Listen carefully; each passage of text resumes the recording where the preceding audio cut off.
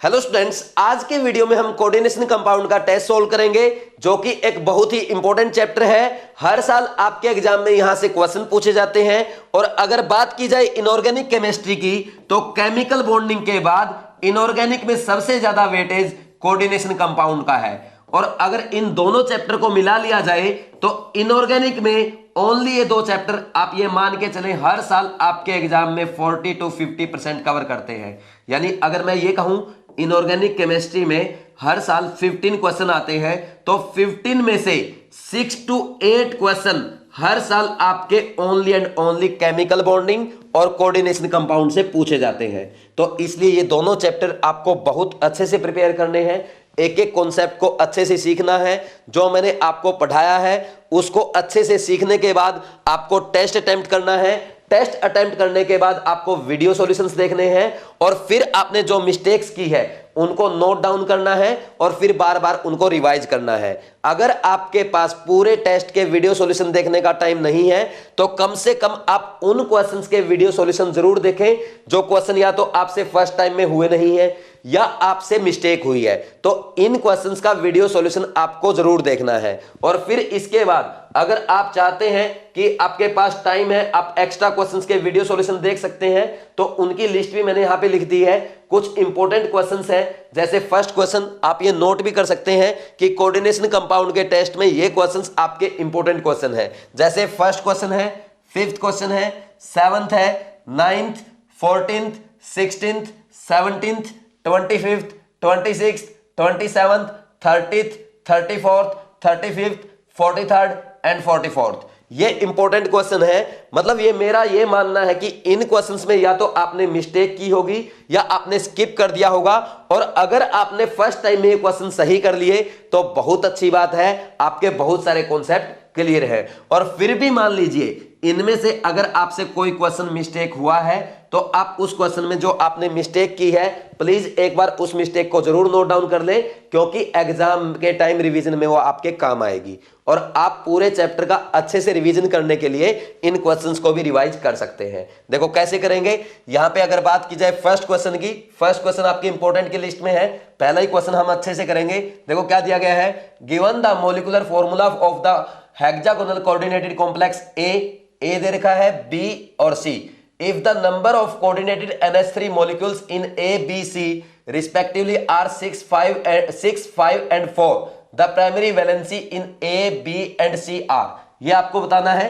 देखो A क्या given है आपको, देखो भाई पहले मैं लिख लेता हूं। A ये दिया गया है COCl3 6.6 NH3, ठीक। और B क्या दिया गया है COCl3 .5 NH3 and next C is COCl2 COCl3 .4 NH3, ये गिवन है। अब ये बोला गया है इसमें 6 NH3 कोऑर्डिनेटेड है, इसमें 5 NH3 कोऑर्डिनेटेड है और नेक्स्ट में बोला गया है कि 4 NH3 आपके CO से कोऑर्डिनेटेड है, ठीक। अब देखो यहां पे हम इसको कैसे लिख सकते हैं, इसको ऐसे भी लिखा जा सकता है CONH3 6 Cl3, ठीक है। नेक्स्ट को कैसे लिखेंगे CONH3 5 और Cl और बाहर आयनाइजेशन स्फीयर में Cl2 आएगा, यानी 2 Cl माइनस आयंस आएंगे।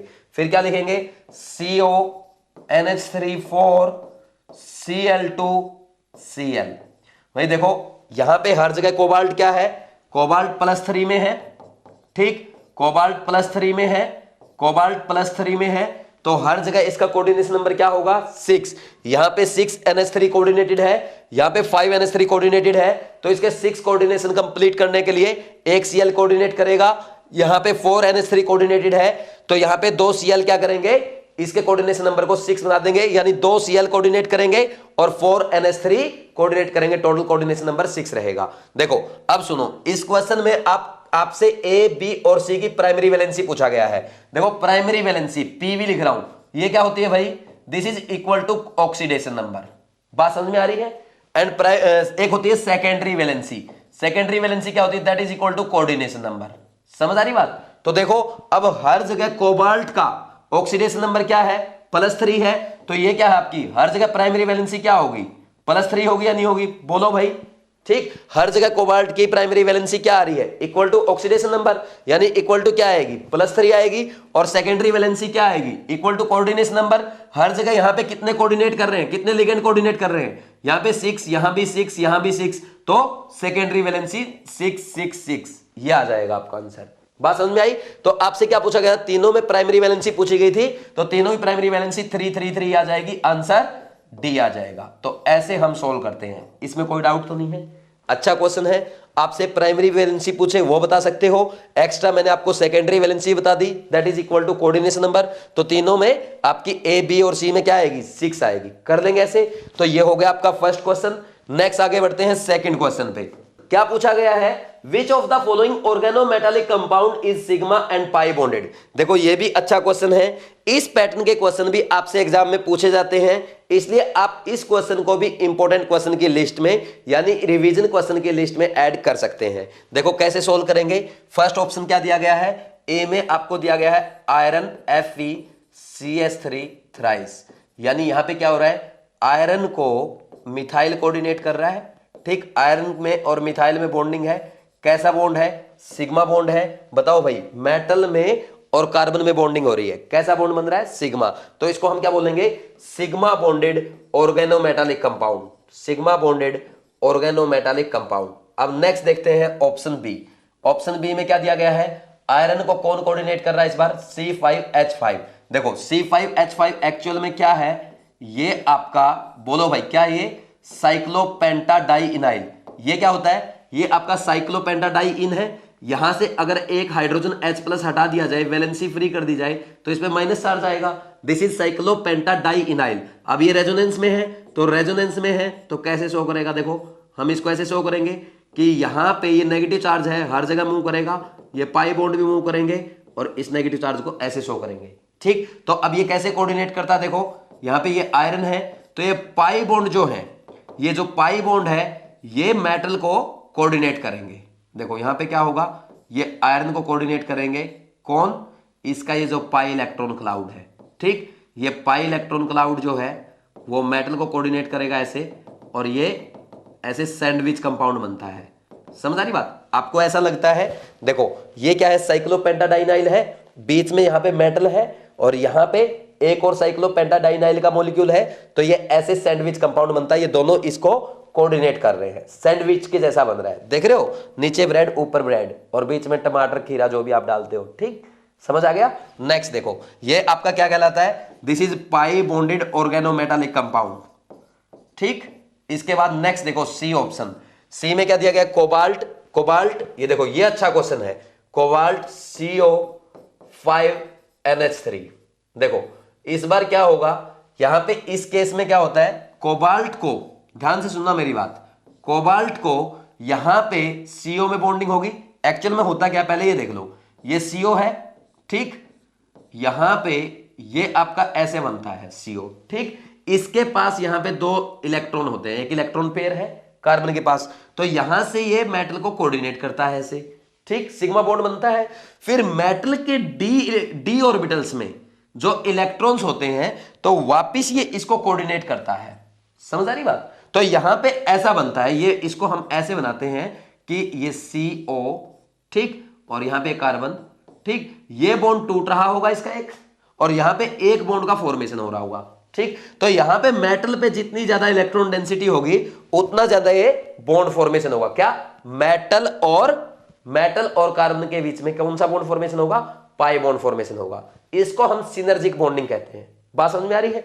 तो जितना यहां पे ये बॉन्डिंग बढ़ता जाएगा, उतना ज्यादा आपका यहां पे ये इलेक्ट्रॉन, ये आपका बॉन्ड घटता जाएगा। तो ये बॉन्ड घटता जाएगा, है ना, यानी इसका बॉन्ड ऑर्डर यहां पे 3 था, तो 3 से 2 की तरफ जाएगा, यानी कि इसकी बॉन्ड एनर्जी कम होती जाएगी, इसका बॉन्ड ऑर्डर घटता जाएगा, और इसकी bond length, CO bond length बढ़ती जाएगी। बात समझ में आ रही है। तो मैं लिख भी देता हूं, देखो यहां पे क्या है, as electron density on metal increase. ठीक, as electron density on metal increase, तो क्या होगा, synergic bonding increase, synergic bonding increase. तो hence CO bond order decrease and CO bond length increase. बात समझ में आएगी नहीं आई अच्छे से? इसमें कोई डाउट तो नहीं है, ठीक। और यहां पे देखो, यहां पे ये सिग्मा बॉन्ड भी बन रहा है और ये पाई बॉन्ड भी बन रहा है। इसको हम क्या कहते हैं? Sigma pi. अच्छा, यहां पे इसको ना पूरा बोलेंगे हम, क्या बोलेंगे इसको? Sigma pi. इसको क्या बोलेंगे? इसको बोलेंगे हम sigma and pi bonded organometallic compound, ठीक है। बात समझ में आई कि नहीं आई? कोई डाउट है क्या? तो आपका आंसर क्या आ जाएगा? आंसर आपका सी आ जाएगा। कर देंगे ऐसे? बात समझ में आ गई? इसको मैं साइड में लिख देता हूं और आप कहेंगे तो मैं आपको डी ऑप्शन भी समझा सकता हूं। आंसर इसका सी आ गया। जो डी ऑप्शन है आपका वो भी ऐसा ही है, ये क्लास में करवाया हुआ भी है। तो डी में देखो क्या है, यहां पे पीटी को 4 Cl ऐसे कोऑर्डिनेट करते नजर, 3 Cl ऐसे कोऑर्डिनेट करते नजर आएंगे। और यहां पे जो C है, ये CH2 जो है, ठीक, ये इथेन जो है, इसका यहां पे जो पाई इलेक्ट्रॉन क्लाउड है, ये इसको यहां पे ऐसे कोऑर्डिनेट कर रहा है। बात समझ में आ रही है? तो ये आपका कैसा है? पाई बॉन्डेड ऑर्गेनोमेटालिक कंपाउंड है। बी और डी दोनों एक जैसे ही है, जैसे ये था ना वैसा ही है। तो ये तो आंसर आ नहीं सकता। उसने सिग्मा एंड पाई बॉन्डेड पूछा था, तो आपका आंसर क्या आ गया? इसका आंसर सी आ गया। बात समझ में आ गई? अब आप चाहें तो वीडियो पॉज करके इस क्वेश्चन को नोट कर सकते हो, क्योंकि अच्छा क्वेश्चन है। मैंने आपको बताया ऐसे क्वेश्चन एग्जाम में आ सकते हैं। और पूरा ऑर्गेनोमेटालिक कंपाउंड का जो कॉन्सेप्ट था वो मैंने आपको रिवाइज करा दिया। ये भी सिनर्जिक बॉन्डिंग भी मैंने आपको अच्छे से समझा दी। इस पे जो भी आगे क्वेश्चन आएंगे हम अब इजीली सोल्व कर पाएंगे, ठीक। नेक्स्ट देखो, third question, CONH3 4Cl2 plus exhibits. देखो क्या आएगा भाई? Geometrical isomerism, optical isomerism, bonding isomerism या आयोनाइजेशन आइसोमेरिज्म। देखो क्या होगा, ये जो कंपाउंड है यहां पे क्या बनेगा? एक तो हम इसको ऐसे बना सकते हैं, दोनों Cl अपोजिट साइड आ गए, ठीक, और ये ऐसे NH3 आ जाएंगे दोनों, ठीक। तो ये हो गई इसकी ट्रांसफॉर्म। समझ आ रही बात? ये इसकी ट्रांसफॉर्म है। और अगर हम इसको ऐसे बना देते हैं, यहां पे आपका ये Cl आ गया, ये Cl आ गया, ये NH3 आ गया, ये NH3 आ गया, यहां पे ये NH3 आ गया। अब सारे किस फॉर्म में है? सिस फॉर्म में है, ठीक। ये ट्रांस था और ये आपका ट्रांस है और ये सिस है। बात समझ में आई? यानी कौन सा आइसोमेरिज्म शो कर रहा है? ज्योमेट्रिकल आइसोमेरिज्म शो करेगा, ठीक। ये तो हो गया। अब नेक्स्ट एक बात बताओ, क्या ऑप्टिकल आइसोमेरिज्म शो करेगा? भाई देखो, ये तो आपको साफ साफ दिख रहा है, सिमेट्रिक है। यहां से आप इसको ऐसे काट दो, ठीक। क्या है? 4 NH3 ऐसे हैं, एक प्लेन में है। जैसे मैं आपको अच्छे से समझा देता हूं। आप ये मान लीजिए कि जैसे ये कॉपी मेरे पास है, तो यहां पे सेंट्रल मेटल एटम है, क्या है? कोबाल्ट। यहां पे NH3, यहां पे NH3, यहां पे NH3, यहां पे NH3, ऊपर Cl नीचे Cl। आप इसको ऐसे इस प्लेन में काट देंगे तो क्या होगा? ये प्लेन ऑफ सिमेट्री आ जाएगी ऐसे, ठीक। ये आधा मॉलिक्यूल ऊपर, आधा नीचे, आधा ऊपर, आधा नीचे, ऐसे आ जाएंगे। ऊपर Cl नीचे Cl, प्लेन ऑफ सिमेट्री आ गई। अगर आप इसको ऐसे भी काट देंगे, आधा Cl इधर, आधा इधर, नीचे वाला भी आधा इधर, आधा इधर, तो इधर 2 NH3, उधर भी 2 NH3, ऐसे भी सिमेट्री आ जाएगी। तो इसमें प्लेन ऑफ सिमेट्री है, तो ये ऑप्टिकली एक्टिव नहीं होगा। बात समझ में आई कि नहीं आई? ठीक। अब नेक्स्ट देखो, इसमें भी प्लेन ऑफ सिमेट्री है। अब आप बोलेंगे कैसे? देखो आप ये मान लो, यहां पे इसको मैंने ऐसे पकड़ा, यहां पे NH3, यहां पे NH3, यहां पे NH3, ये Cl, ऊपर भी Cl, नीचे भी Cl। तो मैं इसको ऐसे काट रहा हूं, ये Cl है ना, इसको ऐसे काट दूं, ठीक। ऐसे काट देंगे ऐसे। ये वाला Cl जो है, ऊपर वाला Cl आधा इधर आधा उधर, ठीक। ये वाला Cl आधा उधर आधा उधर, ठीक। ये वाला NH3 आधा इधर आधा इधर प्लेन के। यहां पे इस प्लेन के ऐसे काटा मैंने, है ना। देखो ऐसे काटा, मैं बता देता हूं आपको और अच्छे समझा देता हूं। जैसे मान लो आप इसको ऐसे समझेंगे, दूसरी कॉपी लेता हूं, इसको ऐसे काट दिया इस प्लेन में, ठीक। देखो उधर एक NH3 बच गया, ये एक इधर बच गया, ठीक। ऊपर वाला Cl आधा इधर आधा उधर, ठीक। और वो वाला Cl भी आधा उधर आधा उधर, NH3 आधा इधर, ठीक। नीचे वाला भी ऐसे ही NH3 आधा इधर, ऐसे कट जाएगा। तो इसमें भी प्लेन ऑफ सिमेट्री आ गई, ठीक। तो ये भी ऑप्टिकली एक्टिव नहीं हो सकता। बोलो भाई, कोई डाउट है क्या? यानी ऑप्टिकल आइसोमेरिज्म शो नहीं करेगा। नेक्स्ट क्या है? बॉन्डिंग आइसोमेरिज्म, बॉन्डिंग या लिंकेज। बॉन्डिंग या लिंकेज आइसोमेरिज्म कौन शो करते हैं भाई? जिसमें एक से ज्यादा डोनर एटम हो। जैसे NO3 है, उसमें ऑक्सीजन भी कर सकता है, नाइट्रोजन भी कर सकता है, साइनाइड है, ठीक। Cn-, उसमें कार्बन भी कर सकता है, नाइट्रोजन भी कर सकता है। समझ आ रही बात? तो इसमें तो क्या है? Cl और NH3 है, एक ही डोनर एटम है, ये नहीं करेंगे, नेक्स्ट है आयोनाइजेशन आइसोमेरिज्म। आयोनाइजेशन आइसोमेरिज्म जब शो करेगा जब वहां पे दो एनायन डोनर होंगे, मतलब दो टाइप के एनायन डोनर होंगे। जैसे मान लीजिए यहां पे ये Cl है, एक Cl की जगह Br रहता, तो हम क्या कर सकते हैं, जैसे अब इसके आयोनाइजेशन स्फीयर में, पहली बात तो आयोनाइजेशन स्फीयर में कोई एटम, कोई आपका एनायन ही नहीं है। आयोनाइजेशन स्फीयर में जब तक आयन नहीं होगा तो क्या, आयोनाइजेशन स्फीयर में आयन होना जरूरी है, वो कैटायन हो चाहे एनायन, उससे फर्क नहीं पड़ता। लेकिन जब तक आपका आयोनाइजेशन स्फीयर में आयन नहीं होगा तो कैसे आयोनाइजेशन आइसोमेरिज्म शो करेगा। आयोनाइजेशन आइसोमेरिज्म का मतलब ये होता है कि एक बार ये एनायन अंदर है तो दूसरे केस में यही एनायन आपका बाहर है, ठीक, तब आयोनाइजेशन आइसोमेरिज्म होता है। बात समझ में आ गई? तो ऐसा नहीं होगा, ठीक, क्योंकि इसमें आयोनाइजेशन स्फीयर में कोई भी आयन है ही नहीं। बात समझ में आ गई? तो ना तो ये करेगा ना ये करेगा, ओनली ये करेगा। आंसर क्या आ जाएगा? ए आ जाएगा, क्योंकि ट्रांस और सीस आइसोमेरिज्म शो कर रहा है, ठीक। नेक्स्ट देखो fourth question, which of the following will not give a precipitate with AgNO3? कौन प्रेसिपिटेट नहीं देगा? यहां पे अगर इस क्वेश्चन की बात की जाए, जैसे पहला ऑप्शन है तो ये क्या करेगा, इसमें तो कोई ये AgCl के साथ यहाँ पे आयोनाइजेशन स्फीयर में कुछ नहीं है तो ये तो कुछ नहीं देगा, कोई प्रेसिपिटेट नहीं बनेगा। यहां पे देखो एक Cl माइनस है तो ये टूटेगा जब, जैसे क्या क्या देगा, एक Cl माइनस देगा। भाई ये इसको अगर आप लिखोगे, इसको हम ऐसे लिख सकते हैं, लिख सकते हैं, देखो यहां पे इसको मैं ऐसे लिख सकता हूं कि ये CONH3 4 Cl2 और एक प्लस Cl माइनस, ठीक, और प्लस Cl माइनस लिख दोगे तो ये क्या देगा, यहां पे AgNO3 के साथ रिएक्ट करवाओगे तो 1 मोल AgCl का देगा कि नहीं देगा, 1 मोल। बात समझ में आई कि नहीं आई? सिमिलरली इसके पास कितने हैं, इसको आप ऐसे लिख सकते हैं, CONH3 5 Cl, दो आयनाइजेशन स्फीयर में है तो ये आयंस की फॉर्म में है। जब ये AgNO3 के साथ रिएक्ट करेगा तो क्या देगा, 2 AgCl के मोल देगा, ठीक। समझ आ रही कि नहीं आ रही बात? 2 मोल देगा, ठीक, क्योंकि ये एक्सेस में ले रहे हैं आप, ठीक है। और इस ये कैसे लिखा जाएगा, ये आप ऐसे लिखोगे CONH3 6 Cl3, ये तीनों Cl क्या है, आयनाइजेशन स्फीयर में है तो AgNO3 के साथ रिएक्ट करेंगे जब क्या होगा, यहां पे बोलो भाई क्या होगा, 3 मोल AgCl के देगा कि नहीं होगा, देगा, बोलो। तो आंसर कौन सा आएगा इसका? भाई एक भी मोल कौन नहीं दे रहा, कोई प्रेसिपिटेट कौन नहीं बना रहा, ए नहीं बना रहा। Answer A. बिल्कुल इजी क्वेश्चन था, इस पैटर्न के क्वेश्चन भी आपके एग्जाम में पूछे जाते हैं, ठीक। फोर्थ के बाद नेक्स्ट आगे बढ़ते हैं, fifth question, which reagent can be used to identify nickel ion? बहुत ही शानदार क्वेश्चन है, इंपॉर्टेंट क्वेश्चन है, हमेशा आपको इस क्वेश्चन को रिवाइज करना है। देखो क्या होता है, यहां पे हम क्या लिखते हैं, जैसे ये है आपका CH3C डबल बॉन्ड N, यहां पे क्या लिखेंगे OH, ठीक, और यहां पे C डबल बॉन्ड NOH, ठीक। इसकी अगर आप NH2OH के साथ रिएक्शन करवा दें तो यहां से ये H प्लस निकल जाता है एक, तो क्या बन जाता है CH3C डबल बॉन्ड N, यहां पे CH3 ये डबल बॉन्ड N, तो यहां पे एक O माइनस हो जाता है और एक O के पास H रह जाता है, ठीक। बात समझ में आई?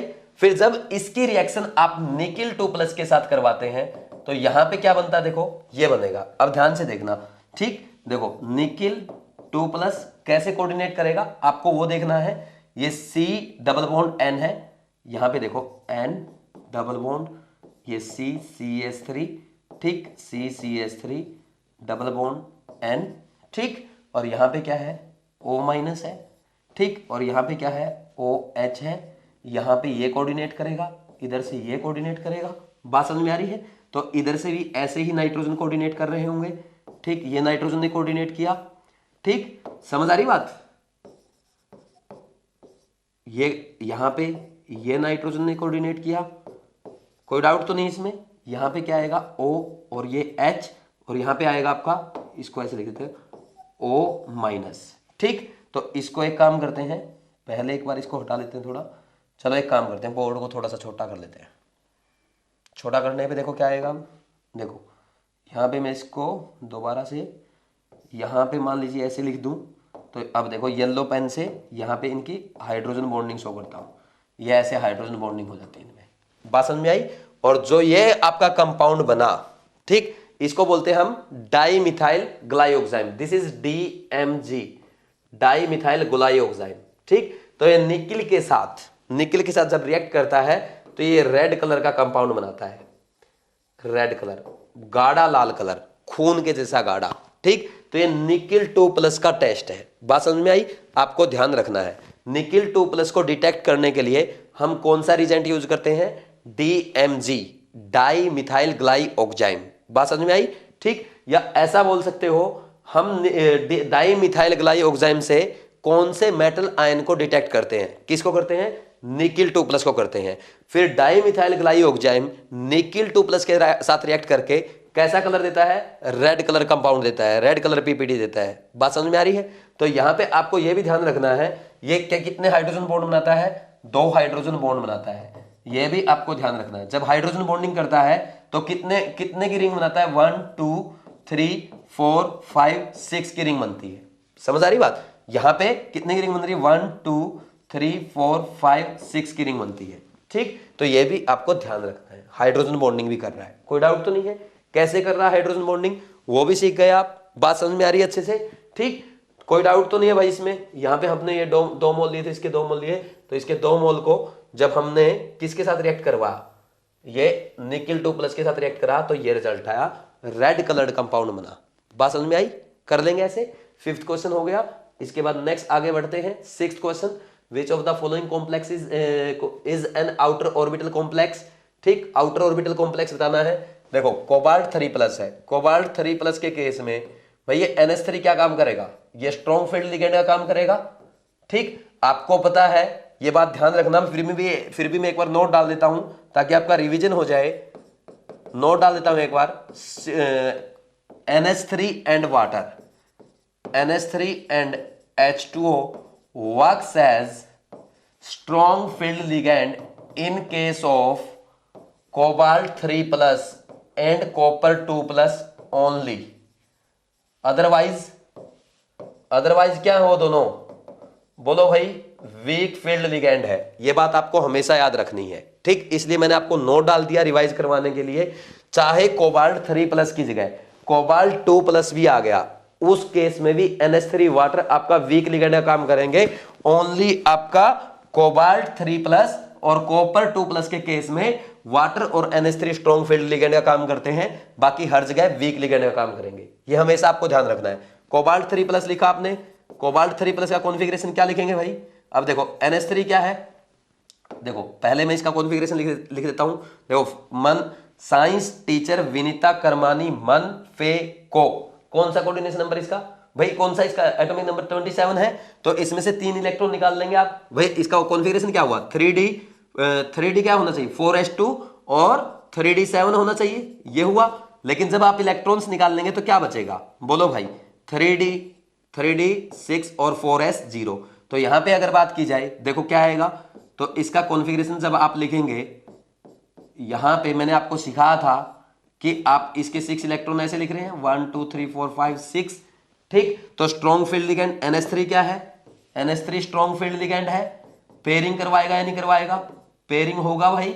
और पेयरिंग होगा तो यहां पे क्या होगा? इसको आप पेयरिंग कैसे करवाओगे? ये इलेक्ट्रॉन यहां पेयर करेगा, ये इलेक्ट्रॉन यहां पेयर करेगा, तो कैसे लिखेंगे? वैसे ऐसे नहीं लिख के दिखाना चाहिए, वैसे तो हमें ऐसे लिख के दिखाना चाहिए T2G और EG में।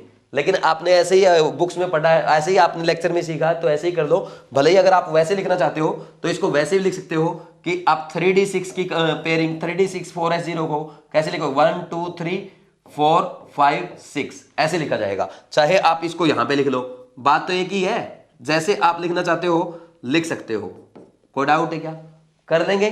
ठीक, तो यहां पे अनपेयर्ड इलेक्ट्रॉन कितने आए? n = 0 आया। तो यहां पे क्या होगा? देखो, इसको मैं हटा देता हूं यहां से। देखो, इसको ना मैं थोड़ा सा नीचे लिख देता हूं यहां पे। समझ आई बात? ठीक, अब देखो यहां पे क्या होने वाला। अब देखो यहां पे ये 2 इलेक्ट्रॉन ऐसे यहां पे आएंगे। ठीक, अब इसके बाद यहां पे क्या है? ये 4p भी होगा, 3d 4s 4p। अब NH3 अपने लिए इलेक्ट्रॉन कहां डालेगा? यहां डालेगा, यहां डालेगा, यहां यहां यहां यहां। क्या बना? ये बना D2sp3। कैसा कॉम्प्लेक्स है? इनर ऑर्बिटल कॉम्प्लेक्स है, ये बनेगा। अब ऐसे ही 1 बाय 1 आपको सारे चेक करने हैं। ABCD। बी वाला क्या है भाई? MnCN6 4- है, तो उसका कॉन्फ़िगरेशन क्या है? Mn2+ आएगा। ठीक, Cn- भी क्या है? स्ट्रॉन्ग फील्ड लिगेंड है। तो क्या करेगा?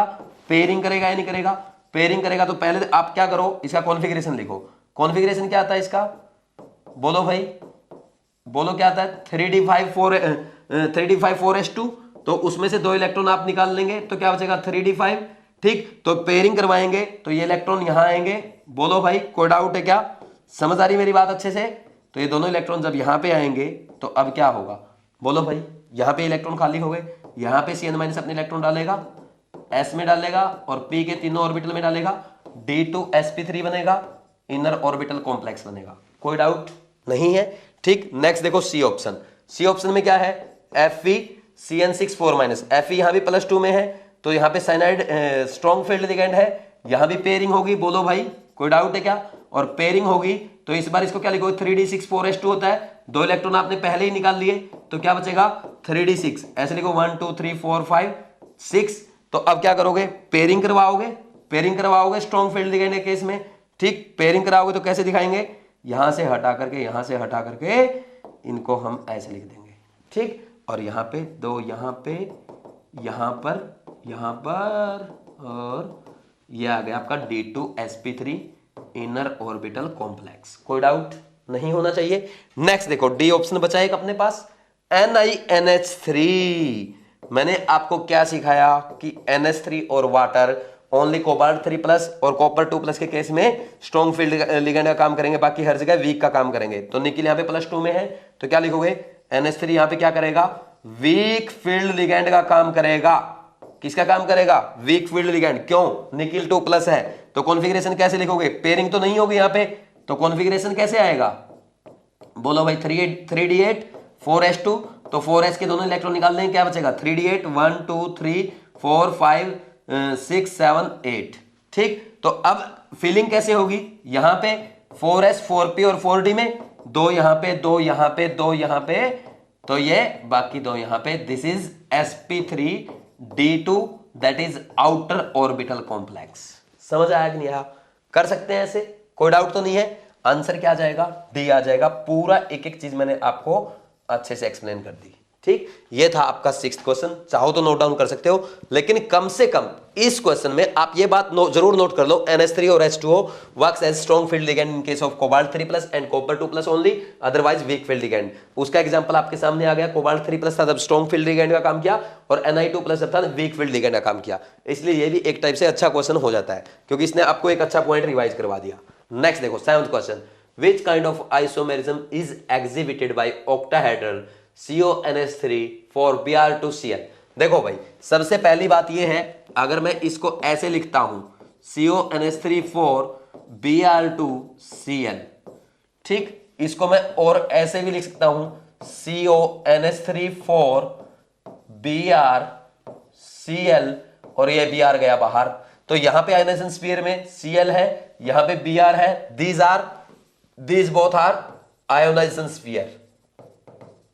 ठीक है भाई, कोई डाउट तो नहीं है, आयोनाइजेशन स्फीयर नहीं, sorry, ionisation isomerism, ionisation isomers, कोई डाउट तो नहीं है। अब आपको पता है जो कोबाल्ट है, यहां पे अगर Br आप दोनों अपोजिट साइड लगा देंगे, ठीक, तो ये बन जाएगी इसकी ट्रांसफॉर्म, ठीक, और दूसरी क्या बना देंगे आप, सिस फॉर्म।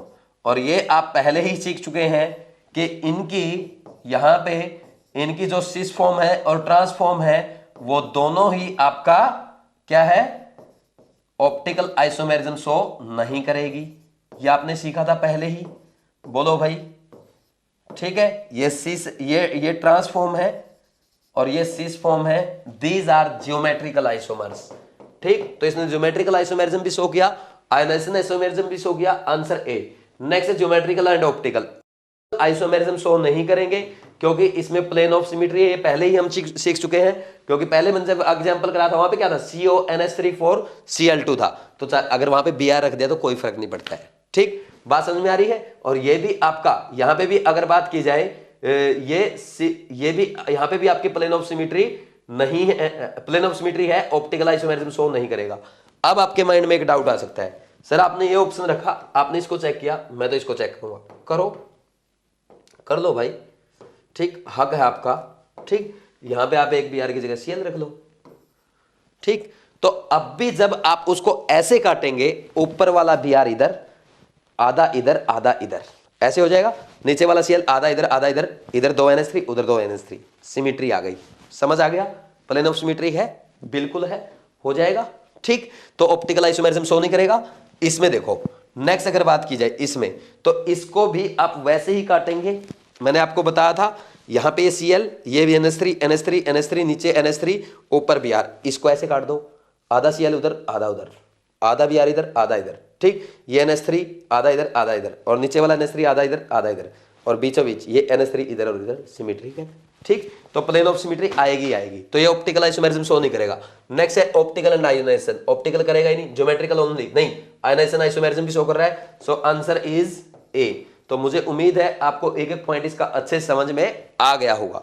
नेक्स्ट देखो 8th question, which of the following is expected to exhibit optical isomerism. ठीक, देखो इसमें क्या हो रहा है, ये थोड़े से जो इनके है ना, ये ऑप्शंस है ना, ये ऊपर चले गए हैं। कोई बात नहीं, वो अंडरस्टूड है, मैं लिख देता हूं। क्या है, पहला आपका ऑप्शन है CPT NH3, यहां पे क्या आएगा बोलो भाई, सिस PT NH3 ट्वाइस Cl2, ये आएगा। यहाँ पे ये 2 और ये Cl2 आएगा। यहाँ पे अगर बात की जाए ये ट्रांस है, यहाँ पे Cl2 और ये En ट्वाइस आएगा। ठीक, और यहाँ पे क्या आएगा, ये PT NH3, ये 2 और ये Cl2, और ये क्या है COEN ट्वाइस और ये Cl2। ठीक, तो जब आप सिस बनाएंगे, पहली बात ये तो आपका प्लेनर आएगा। ठीक, ये तो क्या आएगा आपका प्लेनर आएगा, कभी भी ज्योमेट्रिकल आइसोमेरिज्म शो नहीं करेगा। ठीक, ये सिस लो या ट्रांस लो, तो प्लेनर में तो क्या स्क्वायर प्लेनर है, स्क्वायर प्लेनर में तो हमेशा क्या आएगी, प्लेन ऑफ सिमेट्री आएगी। स्क्वायर प्लेनर है ऐसे, जैसे ये कॉपी है तो ये ऐसे है, इसी प्लेन में काट दो, स्लाइस कट। ठीक, प्लेन के बीचों बीच आधा मॉलिक्यूल ऊपर रह जाएंगे चारों। ठीक, और सेंटर वाला एटम भी आधा ऊपर रह जाएगा, बाकी नीचे आधे नीचे रह जाएंगे, प्लेन ऑफ सिमेट्री आ जाएगी। नेक्स्ट देखो सेकंड ऑप्शन क्या दिया गया है, बी ट्रांस, ये दिया गया है ट्रांस En ट्वाइस Cl2, तो ये भी बहुत आसान है, इसको ऐसे शो कर देंगे। ये क्या है आपका Cl ट्रांस, ऐसे ही तो बनेगा। यहां पे एक सेकंड, यहां पे En ट्वाइस को हम ऐसे शो करेंगे, ये ऐसे दिखाते हैं। बोलो भाई कोई डाउट है क्या? ठीक, तो इसमें भी प्लेन ऑफ सिमेट्री आ जाएगी। कैसे, साफ साफ दिख रही है, ऐसे ही काट दोगे, ऐसे ही काट देंगे ऐसे। ठीक, En एक इधर बचा, एक मॉलिक्यूल उधर, और ऊपर और नीचे वाले दोनों आधे आधे आधे आधे कट गए, तो इसमें ऑप्टिकल आइसोमेरिज्म शो नहीं करेगा। नेक्स्ट है आपका सी ऑप्शन, सी में फिर ये ट्रांस आ गया, तो ट्रांस आ गया तो कैसे लिखोगे, PT Cl, अब अपोजिट लिख लो। ये तो सिस हो चाहे ट्रांस हो, स्क्वायर प्लेनर है, तो इसमें हमेशा हमेशा इसमें आपका सिमेट्री आएगी आएगी, प्लेन ऑफ सिमेट्री। तो ये भी आपका ऑप्टिकली एक्टिव नहीं हो सकता, ऑप्टिकली एक्टिव नहीं हो सकता।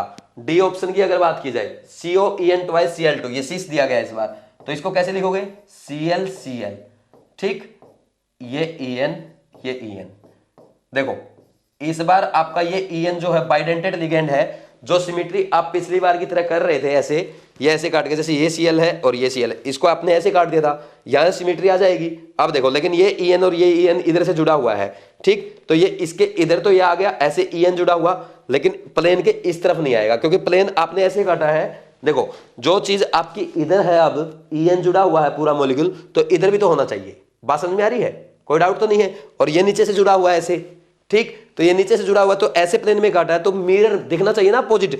जैसा यहाँ पे नीचे ऐसे जुड़ा हुआ है En, ये वाला नीचे जो जुड़ा हुआ है ऐसे, ये ऐसे जुड़ा हुआ है, तो ये इसके ऊपर भी तो दिखना चाहिए बिल्कुल प्लेन में, इसके बिल्कुल दूसरी तरफ वो दिखेगा नहीं, तो इसमें सिमेट्री नहीं आएगी। सो प्लेन ऑफ सिमेट्री नहीं है, और नहीं है तो ऑप्टिकली एक्टिव होगा, ज्योमेट्रिकल आइसोमेरिज्म शो करेगा। ठीक, ये देखो उसमें प्लेन ऑफ सिमेट्री थी, उसमें टिक किया मैंने, है इसमें नहीं है, तो आंसर क्या आ जाएगा, डी आ जाएगा। अच्छा क्वेश्चन, अच्छे से समझ में आ गया।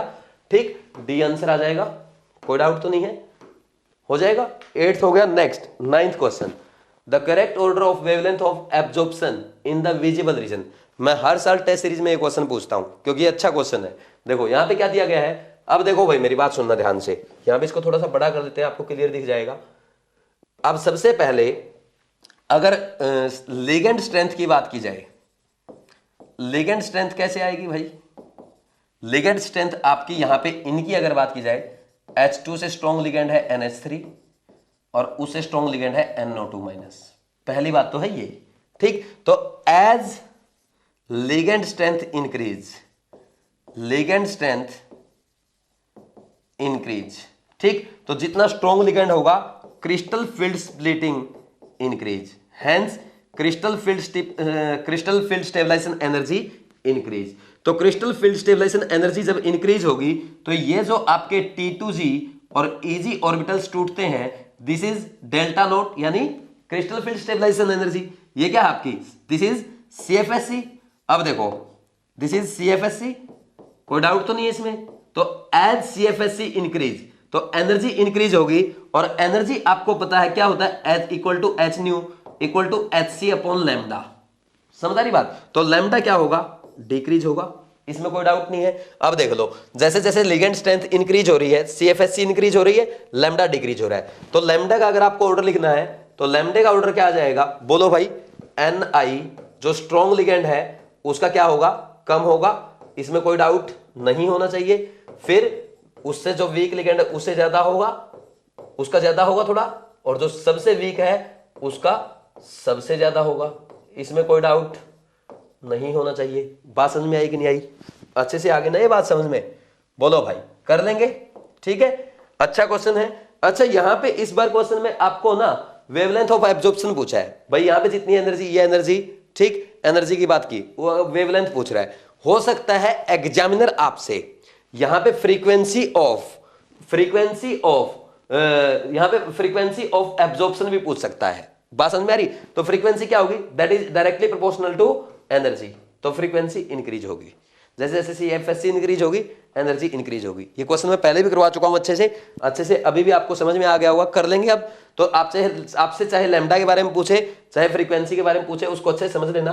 यहाँ पे क्या पूछा है, लैम्डा के बारे में पूछा, वेवलेंथ के बारे में, ठीक, ये ध्यान रखना आपसे क्या पूछा गया है, इसका आंसर ए आ जाएगा। कर लेंगे 9th, ठीक। नेक्स्ट है 10th क्वेश्चन। अमंग ये क्वेश्चन ये दे दिया आपको, NiCO4 NiCN42 NiCl4 species the hybridisation state at the nickel atom are respectively.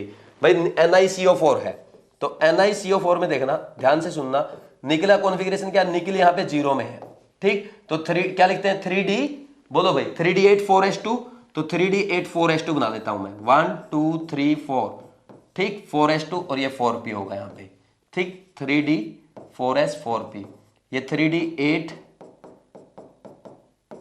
ये है और 4s2 ये है, ठीक। CO क्या है, स्ट्रॉन्ग फील्ड लिगेंड है, स्ट्रॉन्ग फील्ड लिगेंड पेयरिंग करेगा, और पेयरिंग करेगा तो क्या बनेगा, देखो यहां से ये पेयरिंग ऐसे हो जाएगी, ये यहां पे और ये यहां पे ऐसे आ जाएगा, ठीक। तो इनको यहां से हटाओ, ठीक, ये यहां पे आ जाएंगे ऐसे। और जब CO अपने इलेक्ट्रॉन पुटअप करेगा तो यहाँ पे S में और P ऑर्बिटल्स में पुटअप करेगा, यानी क्या बनेगा, sp3 हाइब्रिडाइजेशन बनेगा, NiCO4 आपको ऐसा नजर आएगा। बात समझ में आ रही कि नहीं आ रही, बोलो भाई, ठीक, ये ऐसे। कोई डाउट है क्या, क्या बना, टेट्राहेड्रल बन गया sp3, ठीक। नेक्स्ट देखो NiCN2 माइनस, यहाँ पे निकल +2 में है, तो +2 में 4s वाले इलेक्ट्रॉन निकल जाएंगे और 4s वाले इलेक्ट्रॉन निकल जाएंगे, तो ओनली 3D8 बचेगा, ये बचेगा आपका 3D8, ठीक। अब देखो फिर से Cn- क्या है, बोलो भाई, Cn- क्या है, स्ट्रॉन्ग फील्ड लिगेंड है, स्ट्रॉन्ग फील्ड लिगेंड है तो पेयरिंग करवाएगा, और पेयरिंग होगी तो क्या करेंगे, बोलो, यहां पे आप क्या करोगे, यहां पे इसको हटाओगे और यहां पे इसकी पेयरिंग करवा दोगे ऐसे, ठीक। तो अब इलेक्ट्रॉन कहां आएंगे, यहां पे 2, यहां पे 2, यहां पे, और 2 p ऑर्बिटल्स में, क्या है आपका DsP2 हाइब्रिडाइजेशन, ठीक। स्क्वायर प्लेनर ज्योमेट्री आएगी। अगर ज्योमेट्री भी आप देखना चाहते हो तो मैं ज्योमेट्री भी आपको बना के दिखा देता हूं। क्या आएगा, यहां पे निकल 2+ के केस में स्क्वायर प्लेनर ज्योमेट्री आएगी ऐसे, ठीक। समझ आ रहा है कि नहीं आ रहा, बोलो भाई, कोई डाउट है क्या, कर लेंगे ऐसे, ये आ जाएगा, ठीक। नेक्स्ट देखो, इसके बाद यहां पे कौन सा आएगा, NiCl4 ये क्या है, निकल 2+ में है, तो कैसे लिखेंगे, तो निकल 2+ में इस बार Cl क्या है, वीक फील्ड लिगेंड है, ठीक, कोई डाउट तो नहीं है। तो Cl- है, ठीक, ये वीक फील्ड लिगेंड है, पेयरिंग नहीं होगा, और पेयरिंग नहीं होगा तो इस बार क्या होगा, देखो 3D8, निकल 2+ में क्या होगा 3D8, तो इस बार इलेक्ट्रॉन सीधे S में और P ऑर्बिटल में आएंगे, ठीक। बात समझ में आ रही है। तो क्या होगा, sp3 हाइब्रिडाइजेशन होगा। तो अगर आप बनाना चाहते हैं तो आपको बताइए क्या ये बन जाएगा, बोलो भाई, ठीक। निकल ये 2- ऐसे बन जाएगा। समझ आ रही बात? कोई डाउट तो नहीं है? तो कौन सा आंसर आ जाएगा? sp3 dsp2 और sp3, sp3 dsp2 और sp3, आंसर डी आ जाएगा। कर देंगे। 10th क्वेश्चन हो गया। नेक्स्ट आगे बढ़ते हैं। 11th question, which of the following is N organometallic compound. Organometallic compound बताना आपको कौन सा है। देखो इसमें क्या है, टाइटेनियम है और यहां पे 4 ये C2H5, ये ऐसे, ये 4 C2H5, 4 कार्बन यहां पे कोऑर्डिनेट कर रहे हैं। तो किस किस में बॉन्डिंग है बताओ भाई? मेटल में और कार्बन में। दिस इज सिग्मा बॉन्डेड, क्योंकि ये सिग्मा बॉन्ड बन रहा ना, यहां पे सिग्मा बॉन्डेड ऑर्गेनोमेटालिक कंपाउंड है कि नहीं है? ठीक। और यहां पे इनकी अगर बात करेंगे आप, तो इनमें क्या दिख रहा है? OC2H5, ऑक्सीजन बॉन्डिंग कर रहा है, यहां पे ऑक्सीजन कोऑर्डिनेट कर रहा है। समझ आ रही बात? ये आपका OMC नहीं है, ठीक, ये OMC नहीं है। बात समझ में आई? सिमिलरली उसमें भी नहीं है। देखो ए में तो है, ए का तो हो गया आपको क्लियर, बी में नहीं है, सी में चेक कर लो, सी में बोलो भाई। इसमें भी क्या आएगा? ऐसे ही आएगा, COCH3, ठीक, OCOCH3, ठीक, और ये OCOCH3, इसमें भी ऑक्सीजन के साथ बॉन्डिंग हो रही है। कोई डाउट तो नहीं है भाई? बोलो। ठीक, ये भी नहीं आएगा भाई। कार्बन और मेटल के बीच में बॉन्डिंग होनी चाहिए। डी में भी ऐसा ही है, डी में भी आपका ऐसा ही आंसर आ रहा है। कैसे? OC6H5, OC6H5, OC6H5 एक्चुअल में बॉन्डिंग मेटल और ऑक्सीजन की है, और मेटल और ऑक्सीजन की बॉन्डिंग को हम ऑर्गेनोमेटालिक कंपाउंड नहीं बोल सकते। आंसर क्या आ गया? ए आया कि नहीं आया? बोलो भाई, बिल्कुल इजी है, हो जाएगा 11th।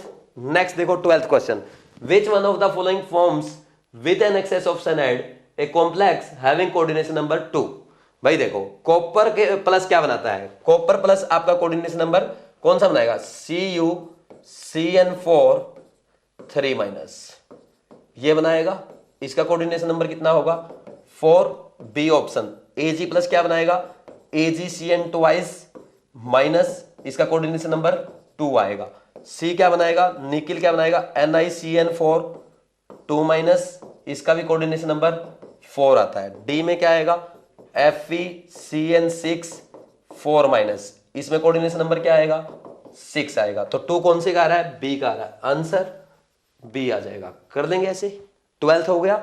नेक्स्ट आगे बढ़ो। 13th क्वेश्चन देखो क्या पूछा गया है। EDTA has coordination number. EDTA का मतलब आप समझते हैं, इथाइलिन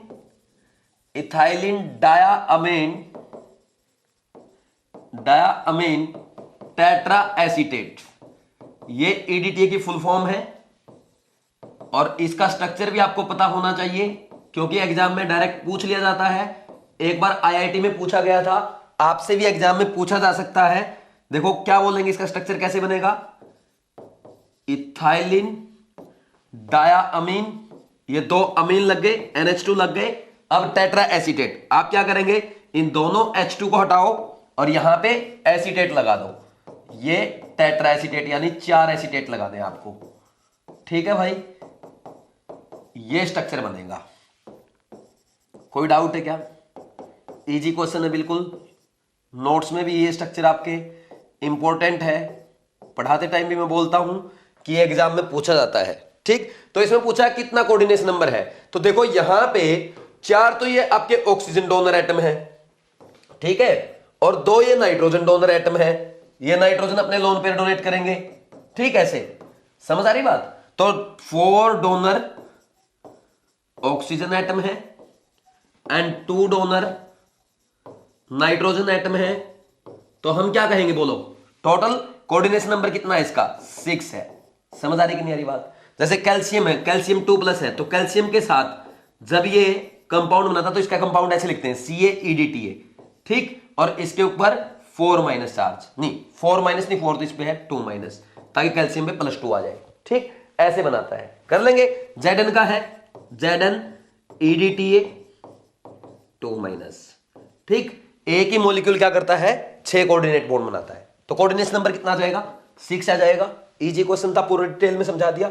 नेक्स्ट देखो 14th question, in the compound lithium tetrahydro aluminate the ligand is, ये बताना आपको क्या है ये LiAlH4, ठीक। तो इसमें आपको ये बताना है कि यहां पे लिगेंड कौन है। तो यहां पे लिगेंड कौन है बताओ भाई, यहां पे हाइड्राइड है H-। समझ आ रही बात, आंसर क्या आ गया बी। कोई डाउट है क्या, कर लेंगे। नेक्स्ट देखो 14th के बाद 15th question, the number of unpaired electrons in NiCO4। NiCO4 बनाना आपको, तो निकिल पे देखो भाई मेटल कार्बोनिल है, तो मेटल कार्बोनिल में मेटल पे ऑक्सीडेशन स्टेट क्या होता है, जीरो। तो इसमें निकिल क्या है, निकिल जीरो में है, और निकिल का कॉन्फिगरेशन क्या लिखते हैं 3D8 4s2, ये लिखा जाता है। कैसे लिखेंगे बोलो भाई, यहां पे हम लिखेंगे 3D8 और 4s2, ये बनेगा 1 2 3 4 5 6 7 8, ये हो गया 3D8 और 4s में 2 इलेक्ट्रॉन्स, ठीक।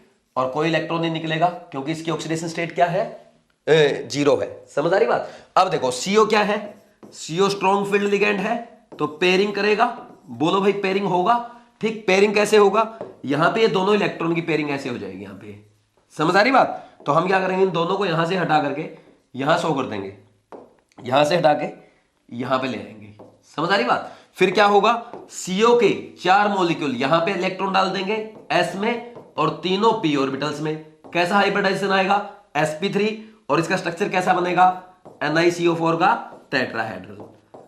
तो ये हो जाएगा आपका, कर लेंगे ऐसे, कोई डाउट तो नहीं है, ठीक। तो अब इसमें क्या पूछा गया था, क्या पूछा गया, नंबर ऑफ अनपेड इलेक्ट्रॉन। तो नंबर ऑफ अनपेड इलेक्ट्रॉन क्या है, 0 है, आंसर ए आ जाएगा। ये भी आसान क्वेश्चन था, ऐसे आसान क्वेश्चन एग्जाम में पूछे जाते हैं, ठीक। नेक्स्ट है 16 क्वेश्चन, देखो कैसे करेंगे, अच्छा क्वेश्चन है, अच्छे से आपको समझना है, रिवीजन के लिए भी आप इस क्वेश्चन को नोट कर सकते हो, क्योंकि इस पैटर्न का क्वेश्चन एग्जाम में पूछा जाता है। कैसे करेंगे, देखो an excess of AgNO3 is added to 100 ml of 0.01 molar solution of dichloro tetra aqua chromium 3 chloride, the number of moles of AgCl precipitated would B.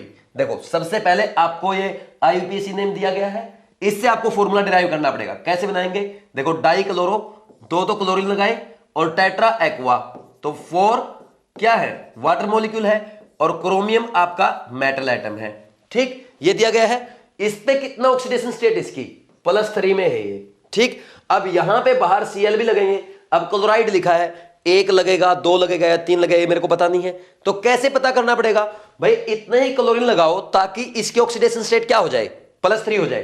तो मान लीजिए आपने यहां पे X लगा दिए, अब कैसे चेक करेंगे, इसको चेक करने का मेथड देख लो। मान लो आपने यहां पे ये क्या लिखेंगे, क्रोमियम की ऑक्सीडेशन स्टेट कितनी +3, वाटर पे कितनी रहेगी 0, और प्लस इस पे 2 क्लोरीन है, 2 क्लोरीन पे कितनी रहेगी 2 × -1, और 1 क्लोरीन ये लगा, इस पे -1, एक नहीं X क्लोरीन लगे, X × -1, और ओवरऑल मॉलिक्यूल क्या है, न्यूट्रल है, ओवरऑल 0। तो यहां से X की वैल्यू फाइंड आउट करोगे, -X = -1, X = +1 आ जाएगा।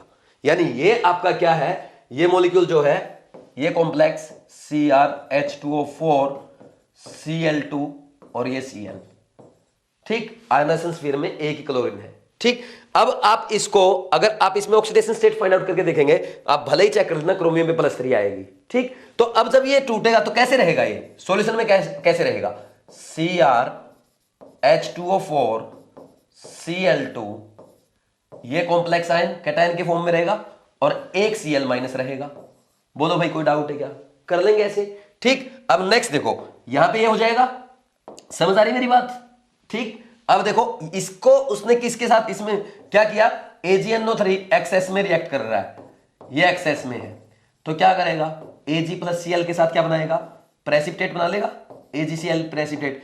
ये पूछ रहा है कितने मोल AgCl के प्रेसिपिटेट बनेंगे, ये आपसे पूछ रहा है। तो देखो अगर आपने को ये पता चल जाए यहां पे क्लोराइड आयन के कितने मोल्स हैं, क्योंकि AgNO3 तो एक्सेस में है, तो क्लोराइड आयन के जैसे ही मोल अपने को पता चल जाएंगे, उतने ही AgCl के मोल क्या करेंगे, प्रेसिपिटेट बनेंगे।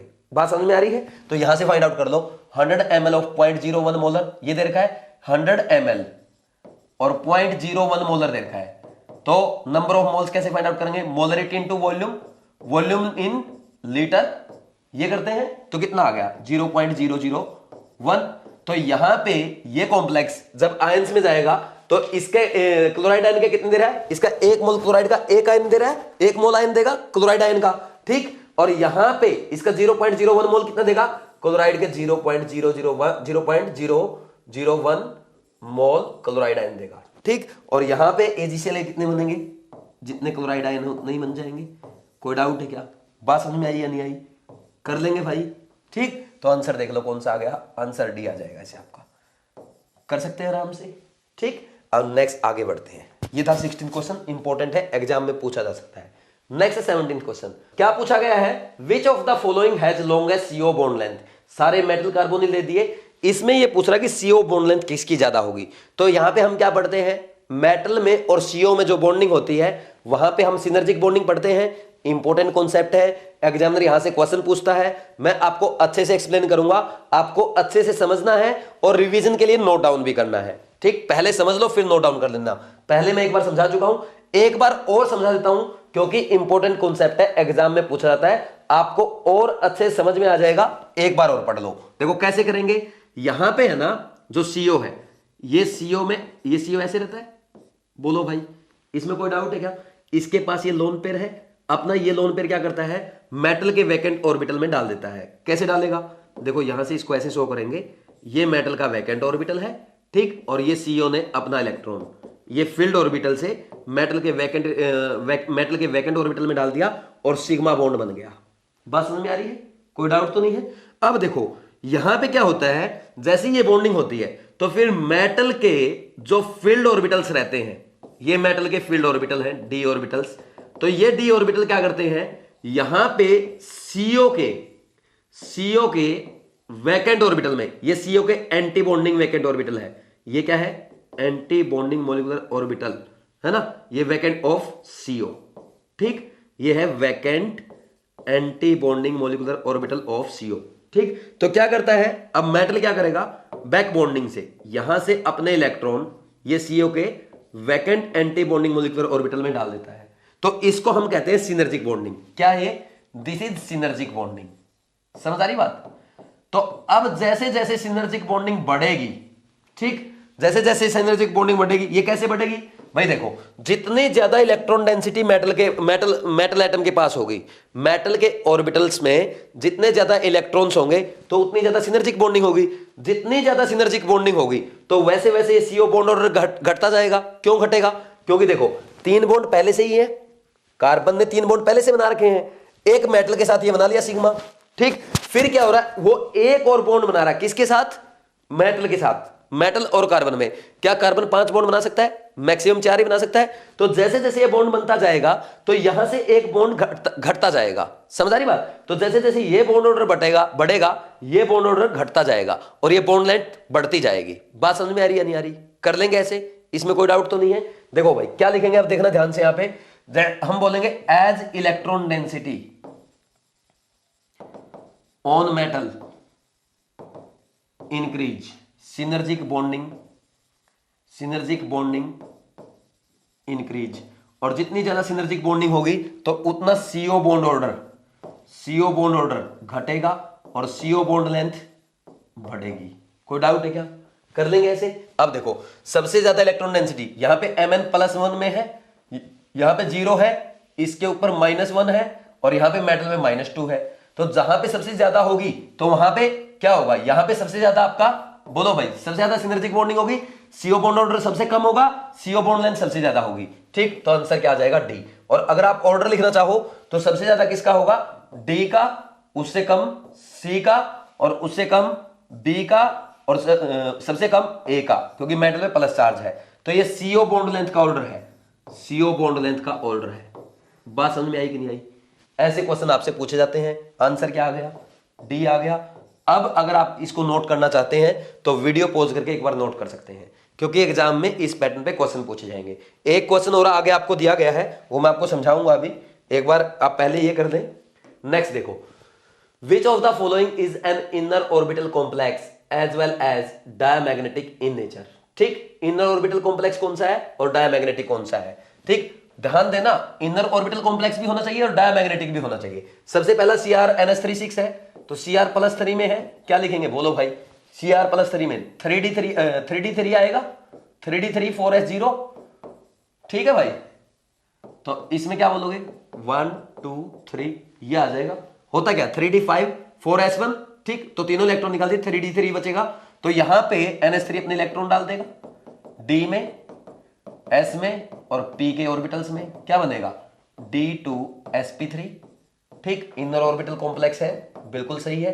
क्या इसके पास नंबर ऑफ अनपेयर्ड इलेक्ट्रॉन क्या है, कितने 3 है, तो पैरा के डाया पैरा है, तो आंसर ये तो ए ऑप्शन हो गया। बी चेक करो जल्दी से, बी में क्या है कोबाल्ट NH3 6 दे रखा है, कोबाल्ट किस में है +3 में है, ठीक, तो +3 में। अच्छा एक चीज का ध्यान रखना, क्रोमियम +3 है ना, क्रोमियम +3 में हमेशा 3d3 यही बनेगा, d2sp3 बनेगा, क्योंकि इसमें क्या है ये 2 ऑर्बिटल खाली रहेंगे। और जब आप पेयरिंग करवाते हैं ना, पेयरिंग का मतलब क्या होता है, ये T2G और ये EG ऑर्बिटल है, पहले एक इलेक्ट्रॉन यहां, दो यहां, दूसरा यहां, तीसरा यहां, फोर्थ इलेक्ट्रॉन की पेयरिंग स्टार्ट होती है। इसमें है ही 3 इलेक्ट्रॉन, ठीक, पेयरिंग की इसमें बात भी नहीं करनी, इसमें हमेशा d2sp3 इनर ऑर्बिटल कॉम्प्लेक्स बनेगा और ये पैरामैग्नेटिक ही बनाएगा क्रोमियम +3 हमेशा। ये बात समझ में आ रही है, अच्छे से कर लेंगे। अब देखो कोबाल्ट +3 है, तो कोबाल्ट +3 के केस में क्या होगा, इसका किसका काम करेगा, ये स्ट्रॉन्ग फील्ड लिगैंड का काम करेगा, NH3 स्ट्रॉन्ग फील्ड लिगैंड का काम करेगा, तो क्या बनेगा, तो यहां पे क्या लिख दोगे, बोलो भाई 1 2 3 4 5, यहां पे हम क्या लिखेंगे, क्या लिखते हो, पहले क्या लिखते हो 1 3d 7, ठीक, और 4s2 ये लिखते हैं। तो अब आप क्या करेंगे, इसको +3 में लेके जाने के लिए 2 इलेक्ट्रॉन ये गायब कर दिए, 2 ये हटा दिए। अब क्या होगा, यहां पे NH3 किसका काम करेगा, स्ट्रॉन्ग फील्ड लिगैंड का काम करेगा, ठीक, पेयरिंग करेगा या नहीं करेगा, बोलो भाई। आपको पता है NH3 and H2O works as strong field ligand in case of cobalt 3+ and copper 2+ only, ये नोट है अपना, ठीक।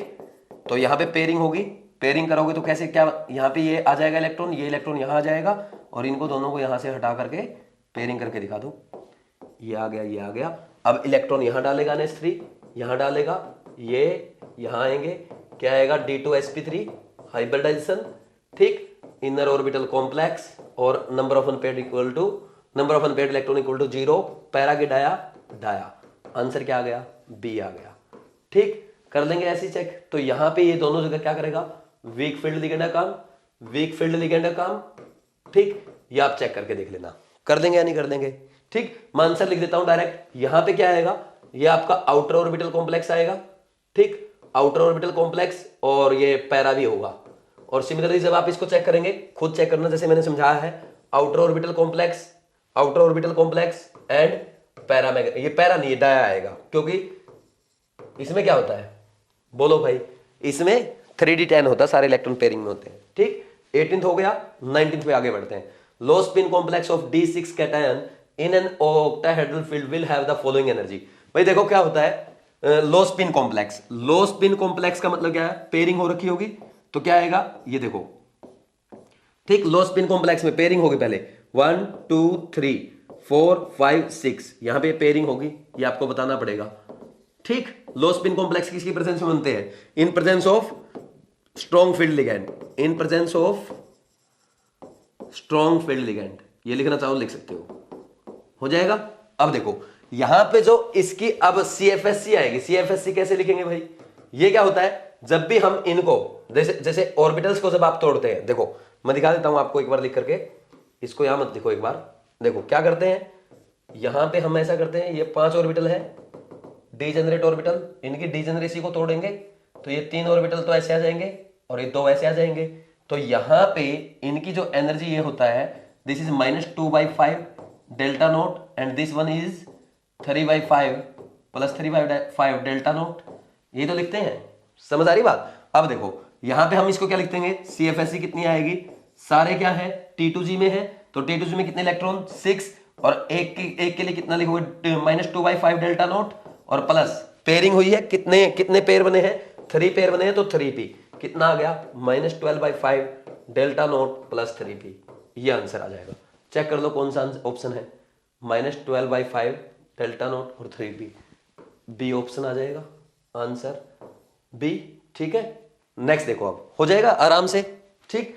नेक्स्ट देखो 20th question, the d electronic configuration of chromium 3+ Mn2+ Fe2+ nickel 2+, 3d4 35 36 and 3d8 respectively. Which of the following complex will show minimum paramagnetic behaviour. देखो भाई आपको पता है NH3 and H2O strong field ligand in case of cobalt 3+ and copper 2+ only, ठीक। और otherwise क्या करते हैं, हर जगह वीक फील्ड लिगैंड का काम करेंगे। अब देखना यहां पे क्या होगा, यहां पे क्या है, ये वीक फील्ड लिगैंड है, ये क्या है, वीक फील्ड लिगैंड है, यहां भी ये वीक फील्ड लिगैंड, हर जगह वीक फील्ड लिगैंड का काम करेगा, ठीक। तो अब आप FeH2O6 जो आपने लिखा है इस पे 2+ है, तो Fe2+ में कितने इलेक्ट्रॉन है, 3D कितना आएगा, बोलो भाई Fe2+ में कितना आएगा, 3D6। तो 3D6 कैसे आएंगे, ये आपके 3D6 होंगे, ये 1 2 3 4 5 6, N कितना आ गया, 4 आएगा। सिमिलरली दूसरा ऑप्शन कौन सा आपका, बी में NiH2O6 2+, निकिल 2+, कितना आएगा, बोलो भाई निकिल 2+ में क्या होता है, निकिल 2+ में आएगा 3D8, 1 2 3 4 5 6 7 8, number of unpaired electron 2 आ गया। सिमिलरली नेक्स्ट कौन सा है, क्रोमियम 2+, क्रोमियम 2+ है, तो क्रोमियम 2+ में क्या करेंगे आप, 3D4 1 2 3 4, N = 4 आ गया, ठीक। अनपेड इलेक्ट्रॉन डी चेक करो, MnH2O6 Mn+2 में है, तो Mn+2 में 3D5 होता है, तो इसमें आपके 5 अनपेड इलेक्ट्रॉन आ जाएंगे, 1 2 3 4 5, N = 5। मिनिमम पूछा था, कौन सा आंसर आ जाएगा, बी आ जाएगा, क्योंकि बी में सबसे minimum number of unpaired electron है, सो मिनिमम पैरामैग्नेटिज्म शो करेगा, ठीक है। बोलो भाई, कोई डाउट है क्या, कर लेंगे, ऐसे क्वेश्चन आराम से कर सकते हैं, आंसर बी।